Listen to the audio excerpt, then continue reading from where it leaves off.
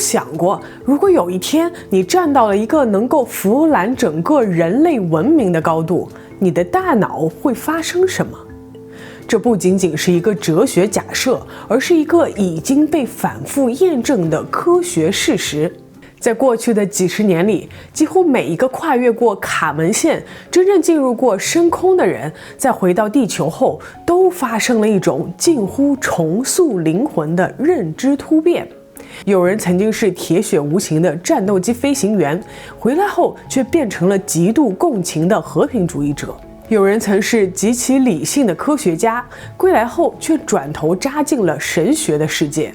甚至连去太空短暂旅行的亿万富翁，回来后也开始对自己的财富观产生怀疑，声称要捐出巨款。科学界对这种现象有着持续的追踪，并在1987年将其正式命名为总览效应 （Overview Effect）。这绝对不是一句简单的大自然真美能够概括的情感波澜。最新的神经外科与脑科学研究向我们揭示了一个极其惊悚却又无比壮丽的真相：宇宙在物理层面上强行修改了这些太空人的大脑。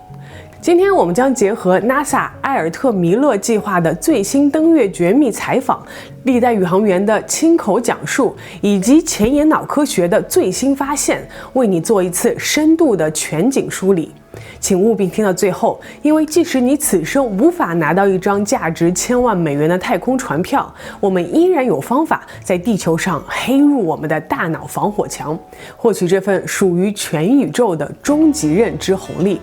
如果还没有订阅的，记得点赞订阅哦。我们先把时间推回到2026年4月 ，NASA 的阿尔特弥斯2号任务将4名宇航员送往了距离地球40万公里之外的月球背面。这是人类时隔50多年后再次踏足深空。这4位可以说是人类精英中的极品，有曾在国际空间站生活过165天的海军上校，有沉着冷静的前战斗机飞行员，还有能在极其恶劣环境下独自修好太空马桶的野外生存专家。他们的心理素质在起飞前经历过了千锤百炼。然而，当猎户座飞船降落太平洋，搜救人员打开舱门时，他们带回来的不仅仅是冷冰冰的数据，而是一枚认知层面的重磅炸弹。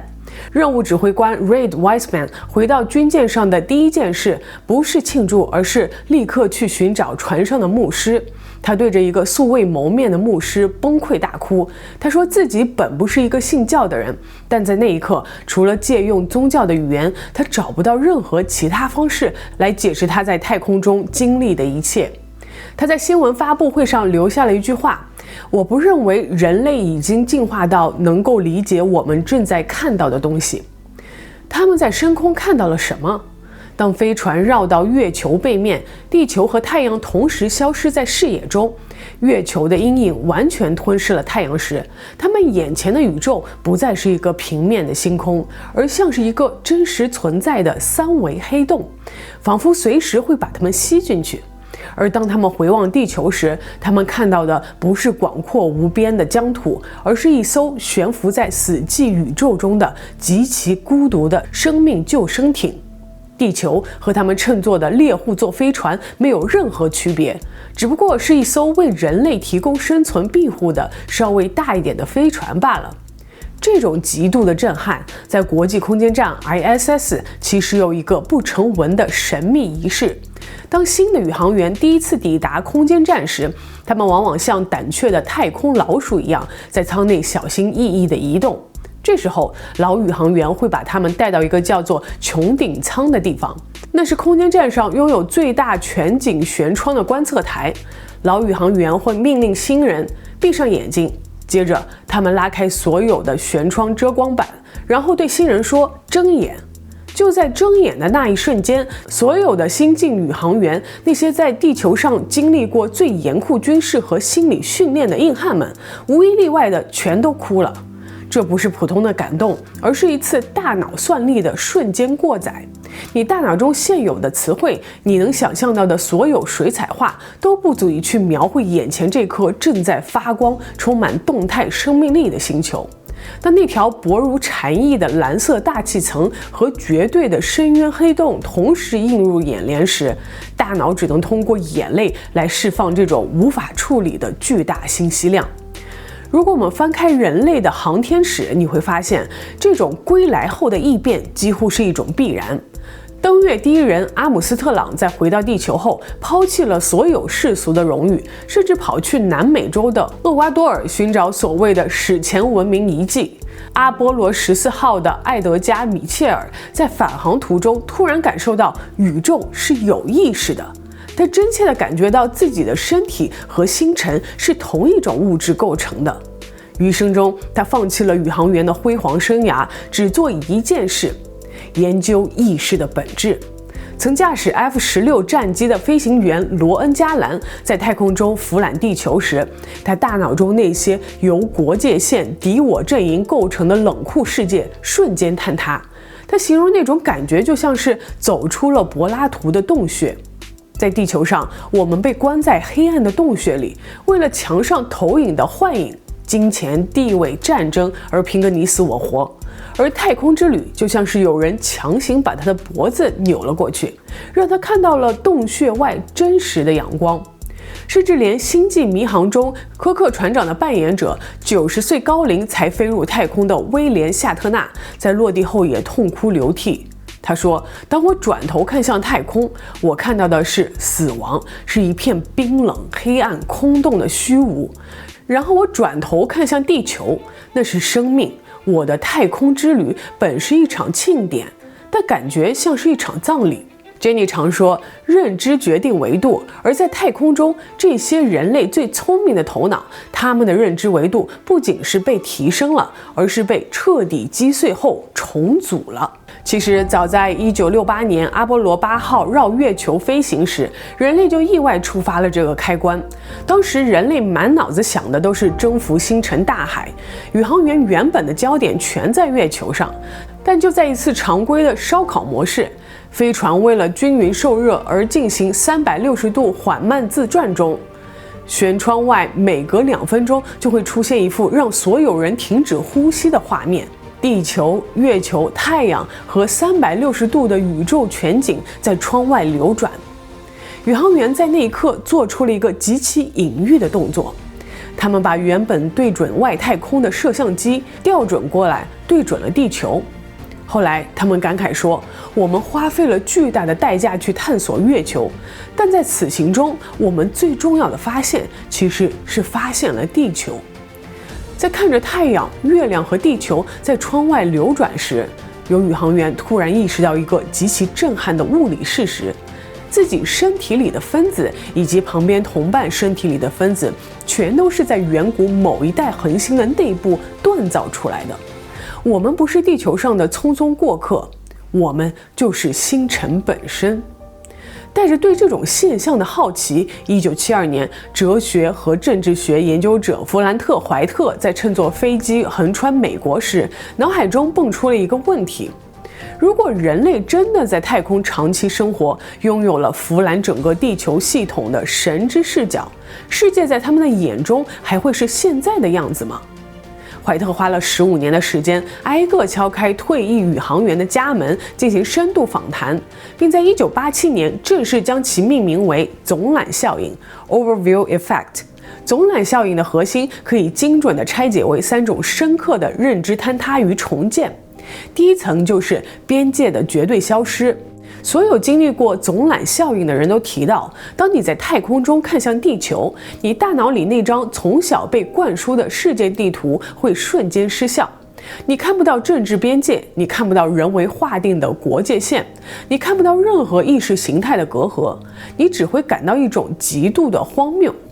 人类把自己局限在这么小的一个球体上，为了争夺几寸土地而互相杀戮，这简直就是宇宙中最愚蠢的事情。只要伸出一个大拇指，你就把整个人类的文明、所有的爱恨情仇和战火硝烟全部遮住了。在地球上，我们觉得天空浩瀚无垠，仿佛可以无休止地容纳我们的索取。但当宇航员飞上太空，他们发现保护着全人类几十亿生命的，不过是一层薄得像纸一样的大气层，在一片绝对的虚无、死寂和黑暗中，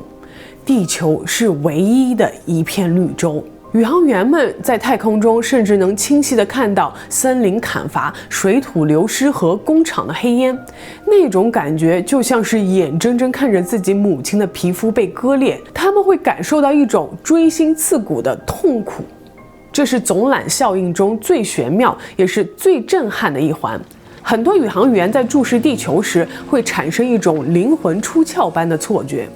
他们感觉自己不再是一个躲在飞船里的观察者，而是地球这个巨大生命体的一个部分，就像是你体内的某一个细胞突然拥有了意识，感受到了你整个人体的存在。边界消失了，时间停滞了，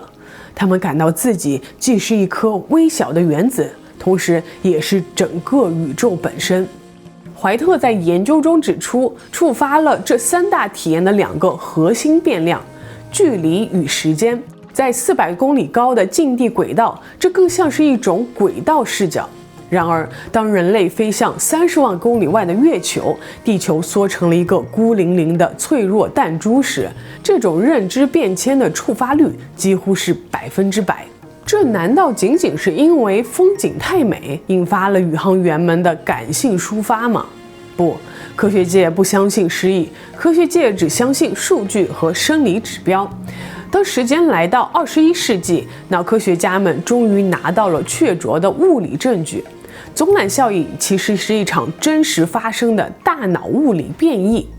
2019年，美国南卡罗来纳医科大学的唐纳罗伯茨教授扫描了34名长期执行太空任务的宇航员的大脑，结果让人大跌眼镜。在地球上，因为重力，我们的大脑是稳稳沉在颅骨底部，被脑脊液包裹着的。但在微重力的太空环境下，大脑会像一颗失重的水球，整体向上漂浮并挤压。长时间的物理挤压导致宇航员大脑顶部的中央沟几乎完全闭合，尤其是顶叶和锥前叶这两个区域。那这有什么了不起的呢？在脑科学中，这两个区域正是人类自我意识的司令部，他们负责构建我的概念，负责告诉你哪里是你的身体边界，哪里是外部世界。换句话说，宇航员之所以感到万物相连、边界消失、自我融化，并不仅仅是因为他们道德高尚了，而是因为在物理层面上，太空微重力的挤压强行关停了他们大脑中那个名为私欲和自我的硬件模块。他们的大脑在生理上已经分不清哪里是自己，哪里是宇宙了。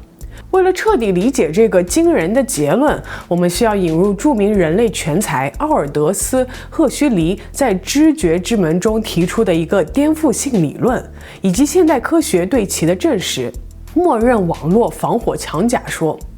赫胥黎认为，宇宙的本质是一个无限纠缠、万物互联的信息流，也就是所谓的大宇宙意识。但是人类的感官并不能用来感知真实的世界，恰恰相反，感官的真正作用是用来阻止我们感知世界。如果在远古的大草原上，一只饥饿的老虎向你扑来，如果此时你的大脑完全开放，正在感叹老虎是宇宙能量的一部分，你们是天人合一的，那你肯定不会留下后代，你早就被老虎吃掉了。为了让你生存下去，进化的力量在你的大脑里安装了一个极其严密的防火墙。大脑的默认网络，这道防火墙强行拦截了99.9%的宇宙真实信息，把原本高商的万物合一的连接全部切断，只给你留下足以维持生存的现实。它让你像被戴上了一副 VR 眼镜，永远活在一个由大脑编造的幻觉世界里。这简直是与《金刚经》中所说的“凡所有相，皆为虚妄，不谋而合”。而宇宙恰恰是那个能够强行拔掉这根网线、砸碎这副 VR 眼镜的黑客。微重力物理性地压迫了这道防火墙，被屏蔽了几百万年的宇宙真相，像洪水一样瞬间涌入人类的意识。西方文明长久以来强调的是人与自然的对立与分离，所以当这些西方宇航员从太空回来，试图去寻找一种科学或宗教语言来解释这种万物合一、边界消失的体验时，他们发现西方的文献里竟然是一片空白。直到一位经历了总览效应的学者去请教了大学里的专家，专家在查阅了古老文献后告诉他，在东方古老的智慧传统中，有一个确切的词可以形容你们在太空中的遭遇 ：Zavagapa Samadhi， 有分别三摩地，狂喜之境。古老的文献是这样描述它的：你用肉眼看到的事物的表象，但在情感和内脏层面，你体验到的是一种狂喜，以及一种与万物合一的绝对融合感。这正是宇航员在太空凝视地球时的真实生理状态。甚至很多宇航员认为，太空中的那句浪漫名言“从太空中看不到国界线”并不完全准确。事实是，你能看到边界，但那是人类在地球上砍伐森林造成水土流失所留下的伤疤。所以每一个去过太空的人回来后几乎都会变成一个坚定的环保主义者，因为在太空中你会真切地体会到那句名言的含义。地球本身就是一艘没有补给的宇宙飞船，我们都在这艘生命之艇上。如果地球病了，我们全都会生病；如果地球死了，我们全都会死去。讲到这里，你可能会感到一丝绝望。作为普通人，我们大概率没有机会坐上火箭去月球。但是别灰心，科学界发现，既然总览效应的本质是大脑自我防火墙的失效，那么在地球上其实也有极端案例能够达到同样的效果。第一个案例是物理损坏。2002年，美国有一个名叫杰森·帕吉特的普通男人，某天深夜他遭遇劫匪，后脑勺挨了几记重锤，这几脚极其精准的物理性的踢烂了他大脑中的 DMN 防火墙。第二天醒来后，他眼中的世界完全变了，水流变成了复杂的几何切线，云朵和阳光变成了由圆周率和分形几何组成的数学阵列，直接看到了宇宙底层的秩序。他说，在这个宇宙中万物相连，我们看不到混乱，我只看到完美的秩序，这种秩序让人美得想哭。第二个案例是濒死体验导致的系统重启。2008年，哈佛医学院的高级神经外科医生艾本·亚历山大因病陷入深度昏迷，细菌彻底溶解了他的大脑皮层。脑电图显示，他负责逻辑和自我的区域已经彻底停机断电，但在昏迷的7天里，他的意识反而膨胀到了极致。他感到了边界消失，时间停滞，感觉自己变成了一团果冻，被一种绝对的连接感包围。既是一颗原子，也是整个宇宙。当大脑皮层这道防火墙被关机后，宇宙的大意识毫无阻拦地流入了它。当然，我们绝对不提倡为了追求开悟去挨打或者生病。幸好加州大学伯利克分校的心理学教授达切尔·科特拉为我们找到了一条人人皆可尝试的温和的黑客通道。在他的研究中，抛出了一个极其炸裂的观点：同情与敬畏是我们大脑中自带的一个系统漏洞，这个漏洞可以短时间绕过防火墙。科特拉教授做了一个实验， A 组受试者被要求盯着校园里一棵巨大的、拥有200年历史的桉树看1分钟 ，B 组则被要求盯着同样高度的现代化人造大楼看1分钟。随后，研究人员安排人在他们面前故意摔倒，结果非常惊人。盯着大楼看的人大多冷漠地绕开，而盯着古树看了1分钟的人表现出了远超常人的利他倾向，迅速上前帮忙。在随后的测试中，教授发现 A 组受试者产生了一种名为小我感的状态，那种我比别人更重要的自私感消失了。更令人震撼的是，当人产生敬畏感后，他们血液中的促盐细胞因子水平竟然明显下降。也就是说，当你面对宏大的自然，感到自己无比渺小的时候，连你肉体层面的炎症都在迅速愈合。我们所谓的敬畏心，其实就是大自然给人类大脑下达的一道超频提示词。在太空中，那颗孤零零的蓝色星球是最猛烈的提示词。它叠加了微重力的物理效应，直接烧断了防火墙。但在地球上，那些古朴巨大的自然之物，比如连绵不绝的雪山、遮天蔽日的百年古树，同样能像洪水一样冲刷掉你那名为自我的防护罩。这也就是为什么很多人在冬天喜欢滑雪的原因。理解了总览效应对人类心智的终极改造，我们才明白为什么全世界最聪明的头脑、最庞大的资本都在疯狂地涌向太空。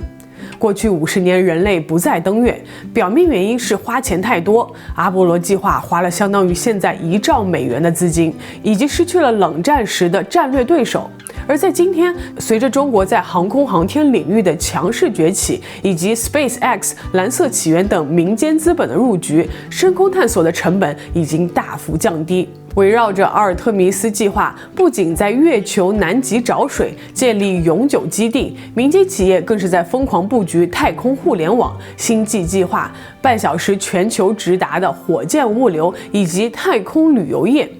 2021年，维珍银河的布兰森、蓝色起源的贝索斯纷纷亲自试水太空游。日本富豪前泽友更是花了8000万美元在国际空间站住了12天。未来，人类甚至会在太空中建立宇宙旅馆，提供可以调节重力的娱乐项目。每一次交通工具的革命，最终都会普惠全人类。当未来的20-30年里，太空旅游逐渐降本增效时，会发生什么？正如阿尔特弥斯2号任务破天荒地搭载了女性、黑人和少数族裔宇航员，这不仅仅是因为政治正确，而是为了向全人类传递一个信号：当未来的孩子仰望星空时，他们看到的不再是特权阶级的专属，而是哇，他们做到了，我也可以。在苏联的太空探索史中，曾经出现过一种严重的太空疲劳症。宇航员在狭小封闭的空间站待得太久，价值观会发生极度的偏移，变得暴躁，产生幻觉。而心理学家发现的唯一解药叫做舷窗疗法。无论空间站多么拥挤，都必须留一扇看向地球的巨大舷窗，每天强制宇航员在窗口发呆。脑电波监测显示，只要他们看着这颗蓝色的星球，大脑中代表焦虑的波段会瞬间消失，取而代之的是极度放松的阿尔法波。因为看一眼地球，他们就知道家还在那里，自己仍然是人类的一部分。曾有宇航员悬浮在空间站上方，看着脚下发出了这样的感叹：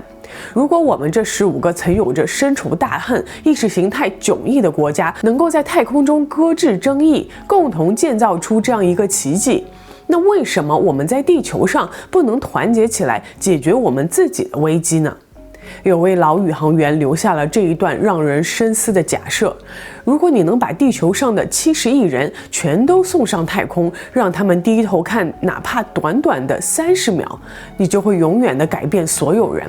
他们不会一下来就立刻推倒所有的边境墙，但他们每一个人都会被改变，并且是向着更好的方向改变。唯一的边界只有那道保护着全人类的薄如蝉翼的蓝色大气层。这就是今天 Jenny 我最想分享给你的，学会随时在脑海中启动你的舷窗疗法。在这个充满内卷、焦虑和冲突的时代，我们的 DMN 防火墙每天都在极度负荷运转，它不断地向你拉响警报：你的同龄人比你赚得多，你的房贷还要还30年。这些细碎的烦恼被无限放大，压得你喘不过气。但现在你已经知道了总览效应的秘密。当你下次感到痛苦、焦虑时，不妨闭上眼睛，做一次深呼吸，想象你就悬浮在400公里的高空，看着脚下那颗散发着微光的蓝色星球。在这样的高度上，你会发现那个和你吵架的人，那些让你辗转反侧的执念，不过是一段流动在宇宙长河中的生命信息罢了。正如那位孤身悬浮在太空中的英雄布鲁斯留下的名言：当我在太空中放下金色面罩时，我感觉那个我消失了。那个面罩后的人不应该是我，那代表了我们所有人。